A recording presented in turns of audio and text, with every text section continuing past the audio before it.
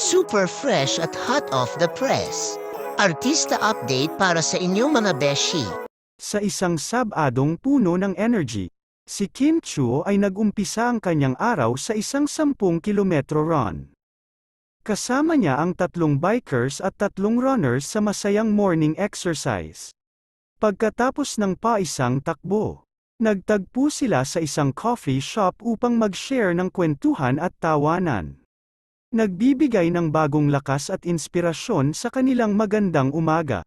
Sama-sama, nagpapatunay sila na ang tamang kombinasyon ng takbo at tawanan ay nagbibigay buhay at saya sa bawat hakbang ng kanilang fitness journey.